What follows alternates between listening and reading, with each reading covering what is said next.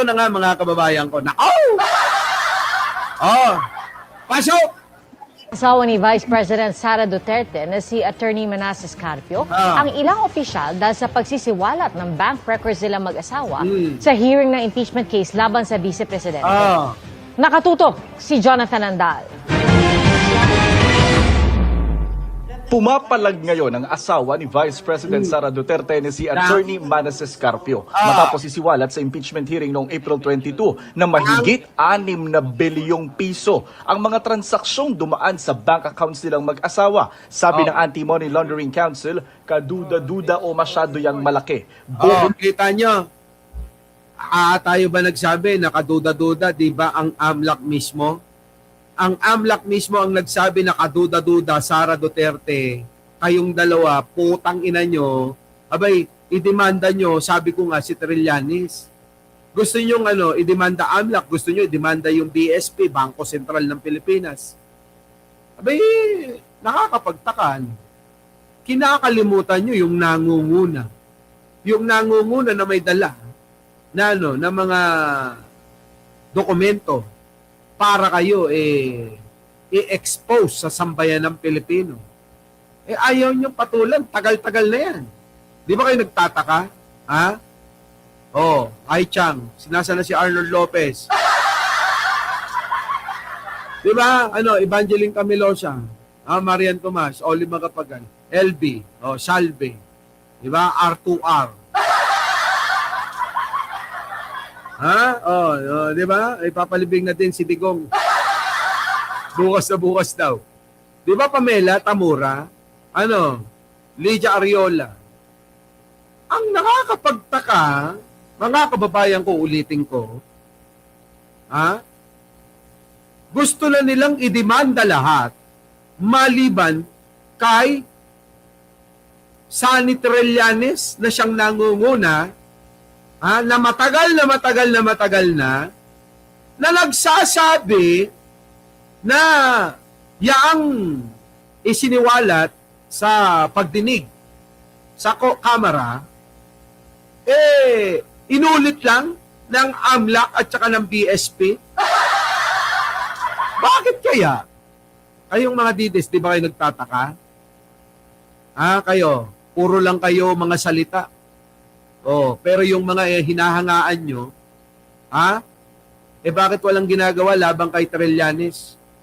Kung hindi pala totoo, kung pala'y mali, kung pala'y fake news, itong si Trillanes, mga kababayan, bakit nga?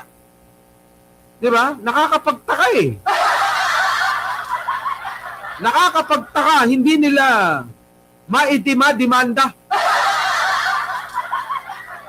Ito pa mga kababayan, magtataka kayo sa sasabihin ko, baka nasabi ko na to.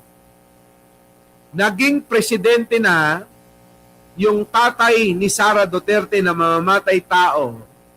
Yung tatay niya, napakitang tao na galit sa droga pero yumaman dahil sa kita sa droga, dahil kickback sa binibigay na parte galing sa pinagbintahan na droga, walang iba kundi si matandang Duterte. Naging presidente na yung putang inang yan. Bakit wala pa rin nagawa kay Trillanes? Mag-isip na kayo. Kung mali, kung hindi totoo, yung mga binibintang ni Trillanes, di dapat dinimandan yung mga putang ina nyo.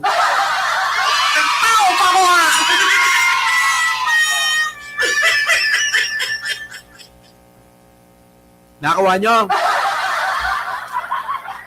Wala nang easy-easy ngayon. Nadadagdagan yung kalaban natin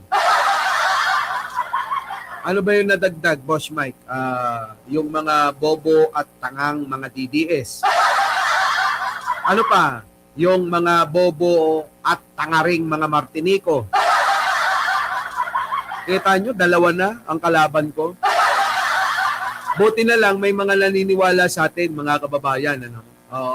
Tingnan nyo si Jake Magnus, si Sangkay Janjan, Munting Tinig, si Chris Ulo, takot lang yun Oo, natatakot baka daw i-unsubscribe nyo eh. Eh ako kasi wala akong pakialam dyan. Oh, mag-subscribe kayo, mag-unsubscribe kayo. Huwag nyo akong panoorin nyo ko. Walang problema. Diba? Eh kahit nga 3, 4, 5 lang tayo rito eh. Diba? Eh pagka ganun, titigil na ako, tapos mag-conference na lang tayo sa GC. Doon na lang tayo magchismisan, ano? Di ba? Oh. Eh, hanggat lumalagpas ng 100 yung nanonood sa atin, mahirap mag-usap sa GC niyan. Di ba, no? Oh, tama, doon tayo sa katotohanan. Oh. Diba? Sumusobra na kayo, sabi ni Charlie Whiskey. Eto na. Bukas, irereklamo ni Carpio sa Quezon City Prosecutor's Office sina BSP Governor Eli Remolona. Ako, ayan na mga kababayan yung mga ididemanda daw nung Sigman Scarpio. Kita nyo mga kababayan ko. Siya naman kayo nakakita ng ganyan, Josie Tango, Joey Salvaboro. Di ba? Ganon, kung ayaw nyo, wag, good luck. Diba? Tuloy. Executive Director Ronel Buenaventura at House Justice Committee members dahil sa anyay paglabag sa Anti-Money Laundering Act, Bank Secrecy Law at Data Privacy Act. Nagsabuatan anya ang mga ito para illegal na isiwalat ang mga classified confidential banking record nilang mag-asawa. Absolute at walang exception anya ang pagbabawal sa paglalabas ng bank records na nakuha ng AMLAC. Buwelta ni Congresswoman. Tignan nyo mga kababayan.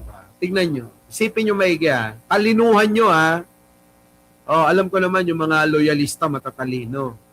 Yung mga Martinico kulang pinagdamutan ng ng katalinuhan. Yung mga Martinico walang pagkakaiba sa mga DDS, mga kababayan. Pinagdamutan ng katalinuhan. Pakinggan nyo yung sasabihin ko sa inyo. Itong ginawa nitong mag-asawa na si Sara Duterte at yung Mans Carpio na ididemanda itong mga tao na ito.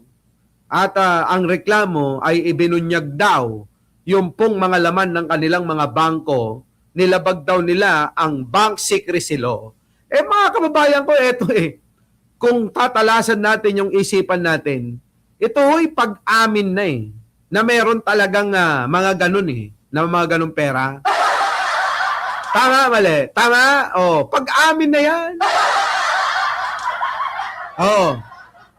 Bakit? Kasi, mga kababayan, simple lang. Kung hindi naman totoo at tinatanggi naman nila na hindi daw totoo, bakit hindi nyo ipakita na lang ang laman ng bangko ninyo? Pumirma na lang kayo ng bank waiver para makita kung anong talaga totoo. Di tapos na. Hindi yung magdidemand pa ba kayo, may kinocomplain pa kayo. Anong ibig sabihin yan?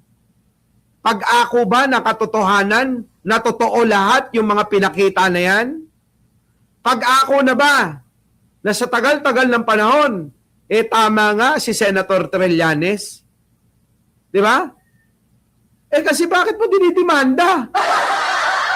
Tapos, idinidemanda mo, nirereklamo mo kasi isiniwalat ang laman ng bangko mo, ang transaksyon ng bangko nyo. Ano ibig sabihin nun? Di ba? Totoo nga! Di ba, no, mga kababayan ko? Sabi ni Lydia Ariola, Boss Mike, ayaw nila sa tama. Ganun talaga May mga ganun. Diba? Oo nga. Ayun nga ating opinion lang naman. Bakit pa kailangan na gamitin pa yung karapatan ng bank secrecy law nila?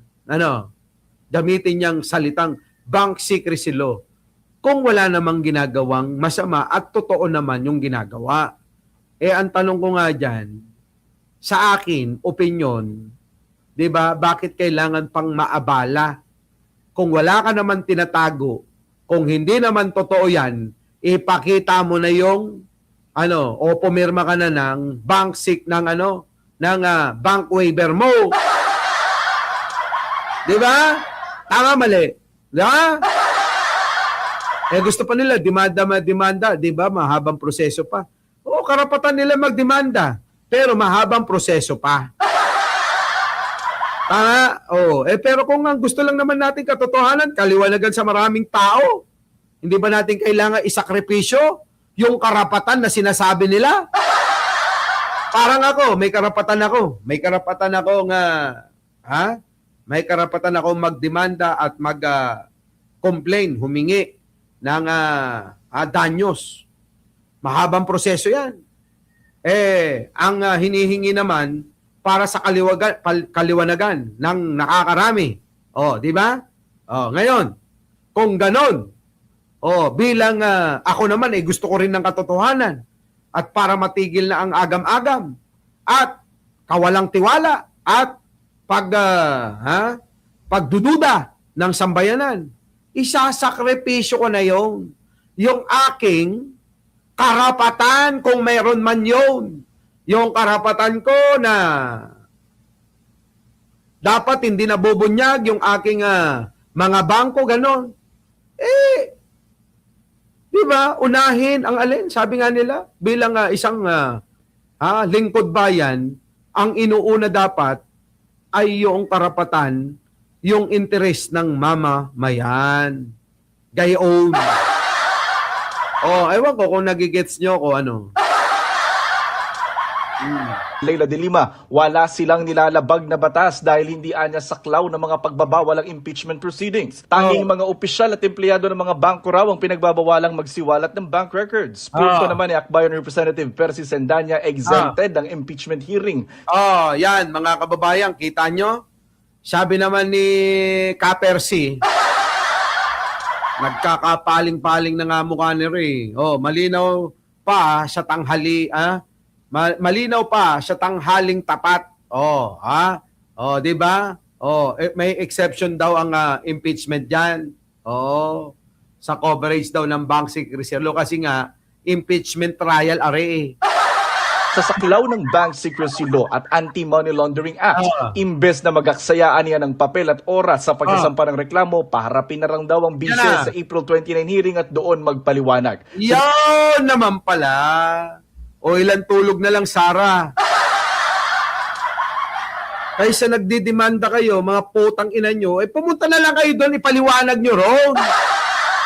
Hindi nga kayo pumupunta ano ba ginagawa ninyo? Di ba mga kababayan? Tama naman meron din sinasabi, nakatwiran ang alin? Ang mga kinatawan sa Kongreso na hindi kasakop ng sinasabi nyong batas ang iginagawa naming pagdinig dito. Di ba? Di ba? Parehas may katwiran anong rito? Hindi sila magbibigayan. Di ipasok natin yung sinasabi ko. Kalimutan mo na yan, man, Scarpio. May sakong token ni Nam. Sara Duterte, kalimutan nyo muna yan. Isipin nyo muna ang interes ng bayan. Kung talagang wala kayong tinatago, kung talagang wala kayong ginagawang masama, di, hayaan na nating makita natin yung laman yan. Kung ayaw mo naman, sabihin mo. Pag may na-discovering billion-billion dyan payag na ako. Sabihin mo, sa totoo lang kay Mike Cervera yan. Nako, aaminin ko yan. Di ba? Pag sinabi ni Sara, sa totoo lang po, hindi po akin yan. Ang nagmamay-ari ho niyan, vlogger. Vlogger na nagngangalang Mike Cervera, kahit itanong nyo sa kanya. Pag sinabi mong ganon, amin kagad ako. Yes, Your Honor, akin po yan. Diba? Pegador, wala kang kawalan.